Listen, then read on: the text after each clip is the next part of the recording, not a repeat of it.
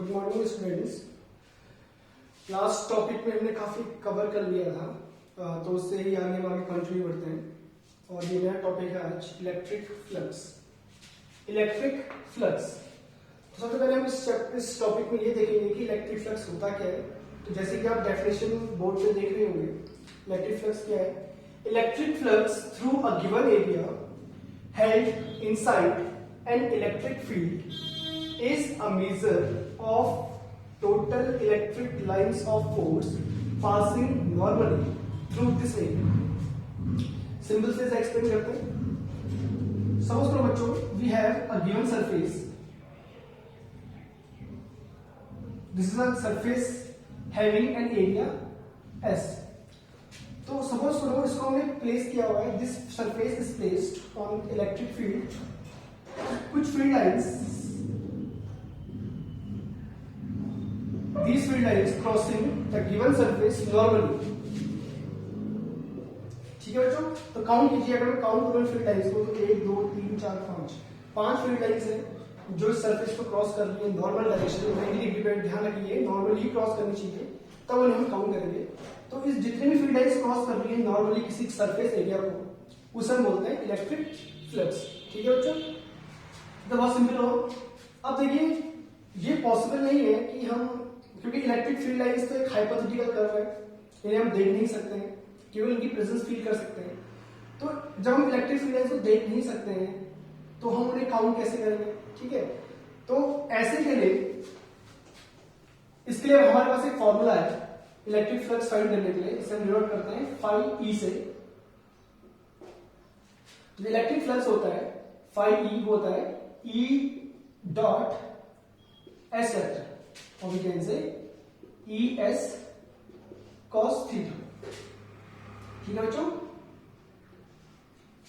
तो this is simple formula for electric flux, जिसकी वजह से हम ये फाइंड कर सकते हैं कि कितनी number of electric field lines किसी गिवन सरफेस को नॉर्मली क्रॉस कर रही है, उसका काउंट हमें इस फॉर्मूले से मिल जाता है। मैंने आपको बताया, क्योंकि उन्हें काउंट करना फिजिकली पॉसिबल नहीं है because they are hypothetical curve. तो this is the formula. From this we can also find the SI unit of electric flux. SI unit, the unit of electric field is Newton per coulomb and area, this surface area meter square. So we can say the SI unit is Newton meter square per coulomb. This is the SI unit of electric flux and it is a scalar quantity. ये एक scalar quantity है। तो आप देख रहे हो dot product है, dot मतलब स्केलर प्रोडक्ट, तो यहाँ से हमें एक स्केलर क्वांटिटी मिलेगी। तो इसे हम बोलते हैं इलेक्ट्रिक फ्लक्स। तो SI unit newton metre square पर coulomb and it is a scalar quantity. ठीक है बच्चों, नेक्स्ट टॉपिक इसमें आता है Gauss's theorem.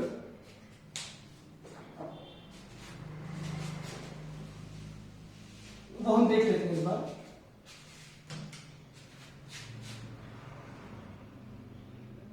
Gauss's theorem,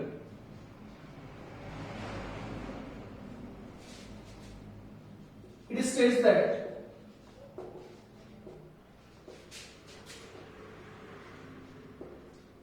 the net electric flux through a given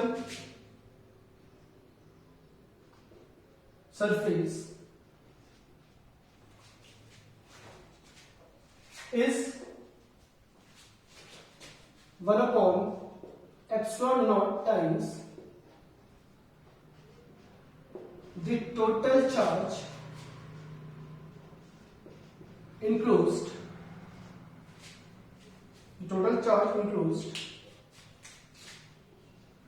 by the closed surface.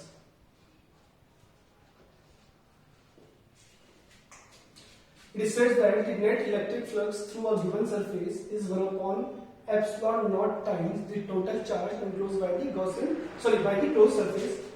देखिए बच्चों, हमारे से क्लोज सरफेस को देखते हैं क्या इसका मीनिंग क्या है। Suppose this is a close surface.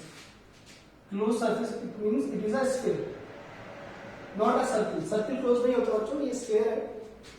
Suppose करो इसके सेंटर पे या कहीं भी हमने एक चार्ज प्लेस कर दिया प्लस की, ठीक है। तो बच्चों जैसे हमने देखा है कि जब कोई चार्ज हम प्लेस करते हैं पॉजिटिव का तो उसकी वजह से फील्ड लाइन जनरेट होती है,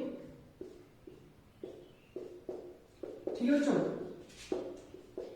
क्रॉस करेंगे इस गिवन सरफेस को नॉर्मली, दिख रहा है आपको नॉर्मली सरफेस लीव कर रही है, तो इनका काउंट कितना होगा according to Gauss theorem.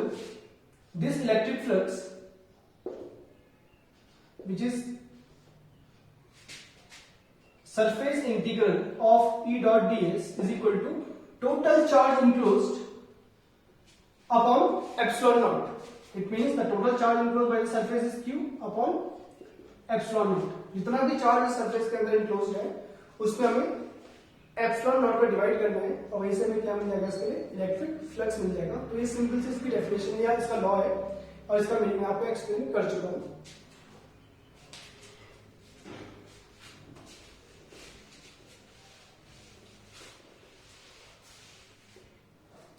Now बच्चों गॉसेस थ्योरम में कुछ एप्लीकेशंस आती हैं। एप्लीकेशंस के लिए हमें एप्लीकेशंस, फर्स्ट एप्लीकेशन की हम बात करें अगर तो आता है इलेक्ट्रिक फील्ड ड्यू टू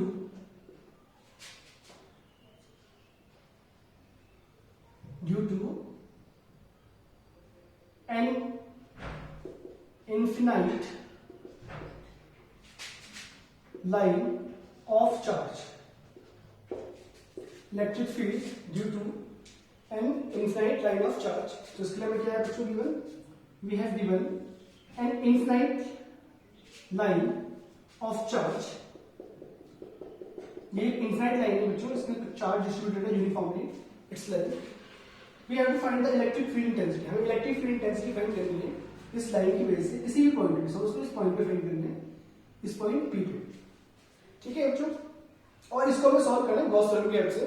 तो गॉस थ्योरम की हेल्प से हमें फाइंड करना है इस थ्योरम को, सॉरी इस डेरिवेशन को। तो हमें क्या सबसे पहले क्या करना है, इसकी जो थ्योरम की कुछ लिमिटेशन है उनको अप्लाई करना पड़ेगा। जैसे कि इस थ्योरम बोलती है कि सरफेस क्लोज होनी चाहिए, तो आपको दिख रहा है ये फिगर क्लोज नहीं है, एक ओपन सा फिगर है। तो इसको हमें क्लोज करने के लिए क्या करना है, देखो हमें एक सिलेंडर बनाना पड़ेगा। This is called Gaussian surface.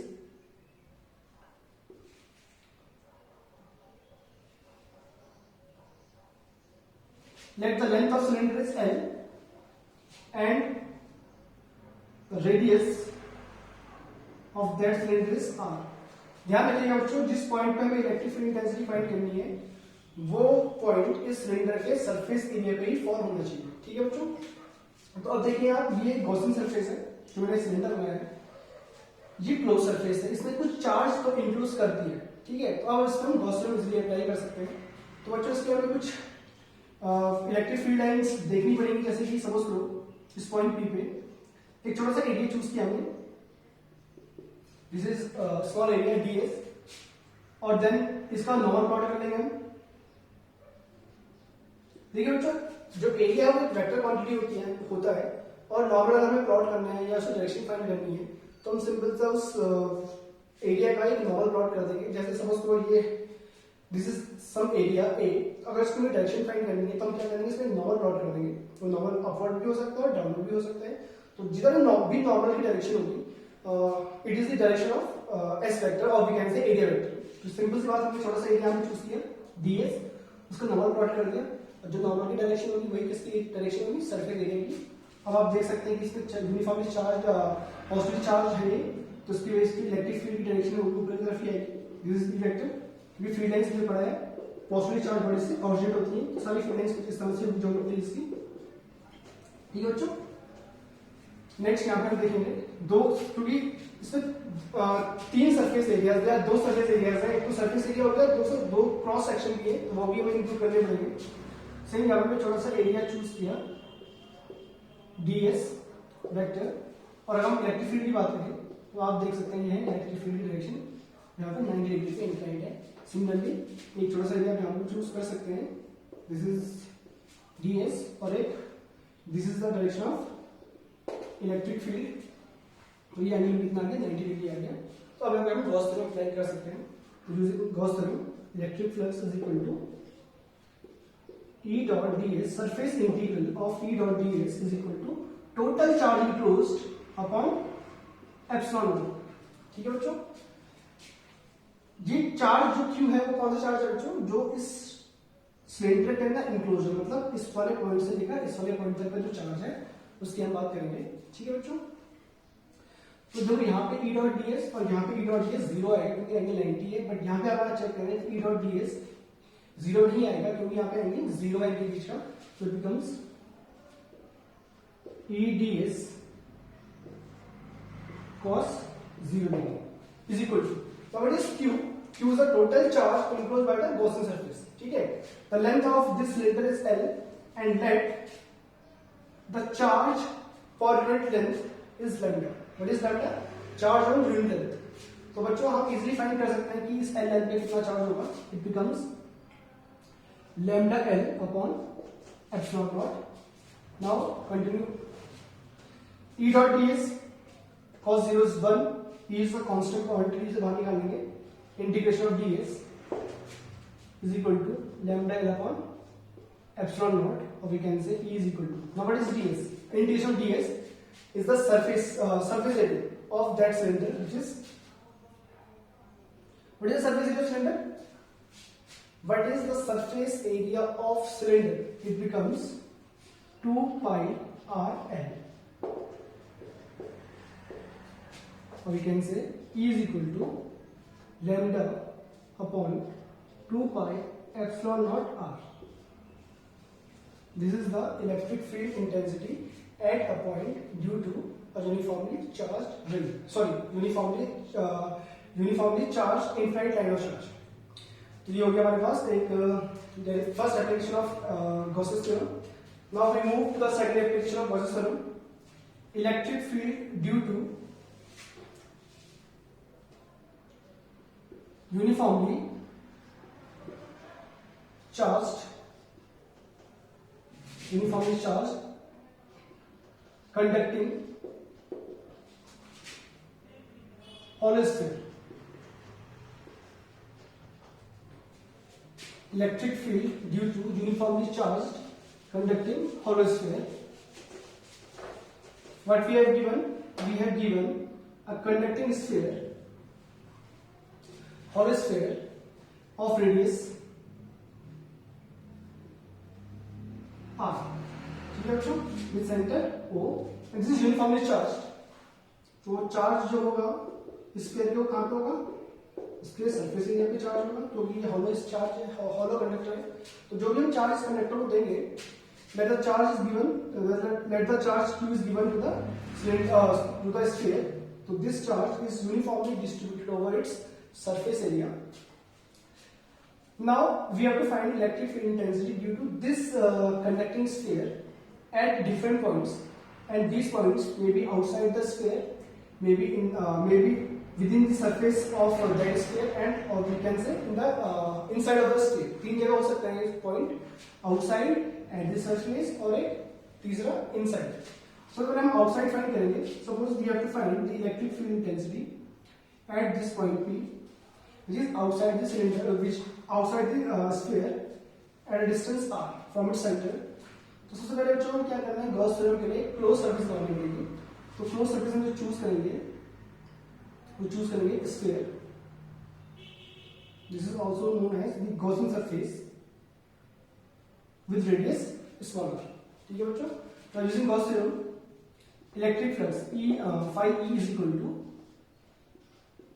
surface integral of E dot ds is equal to total charge enclosed by the Gaussian surface. बच्चों आप देख रहे हैं ये है मेरी गॉसियन सरफेस. ठीक है बराबर.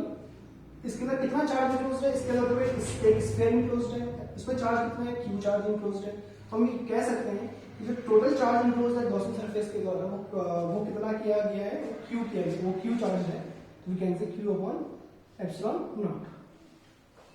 नाउ बच्चों इसमें आगे हम करेंगे तो छोटा सा एरिया देखो E डॉट ds, हमें इलेक्ट्रिक फील्ड वेक्टर भी चाहिए और एक छोटा सा ds वेक्टर भी चाहिए. तो हम क्या करेंगे, इस पॉइंट P पे इस सरफेस पर छोटा सा एरिया चूज करेंगे. This is area ds. अब हमें चाहिए वेक्टर, तो उसका नॉन डॉट ले लेंगे. This is ds vector and this is uniformly charge positively charge sphere, तो जो इलेक्ट्रिक फील्ड की डायरेक्शन होगी वो आउटवर्ड होगी. This is E vector. So we can say the angle between E vector and ds vector is 0 degree. It becomes E ds cos 0 q upon epsilon naught. E is a constant, मान निकाल दिया. Cos 0 is 1 and integration of ds. Now what is the integration of ds?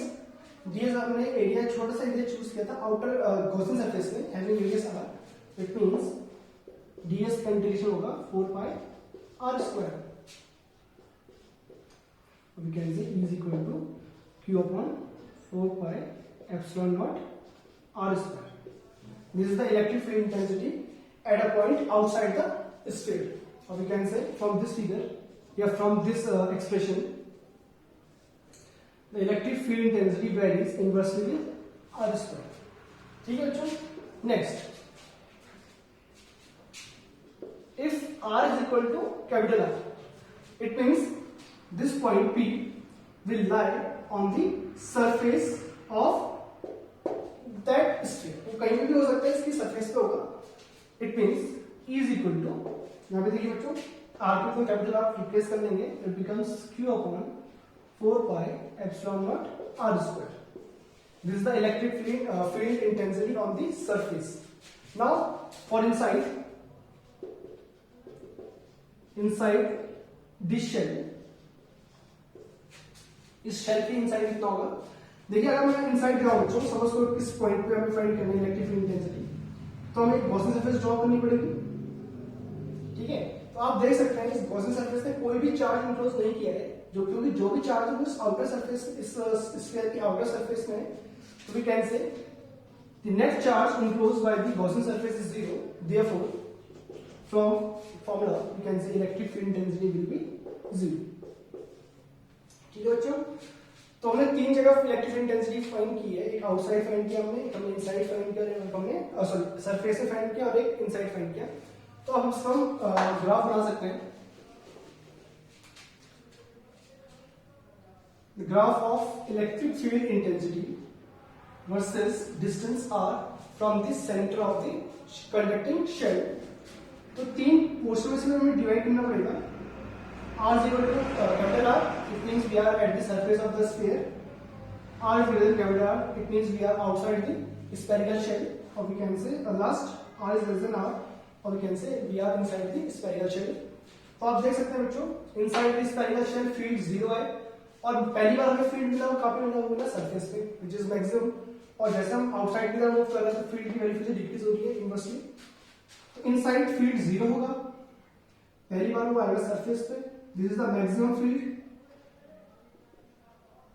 On this surface of this sphere, and then finally it will inversely proportional for outside the conducting shell. तो बच्चों graph हो गया इसका, inside 0, surface है maximum, और then outside वो inversely follow करेगा, vary करेगा distance from the centre of the shell. So I hope ये लेक्चर आपको समझ में आया होगा बच्चों. आप चाहे तो इसे रिवाइज कीजिए एक बार घर पे, दोबारा देखिए. अगर आपको समझ में नहीं आएगा तो आप मुझे दोबारा पूछ सकते हैं. बाकी हम इससे आगे नेक्स्ट वीडियो में करेंगे. बाकी थैंक यू.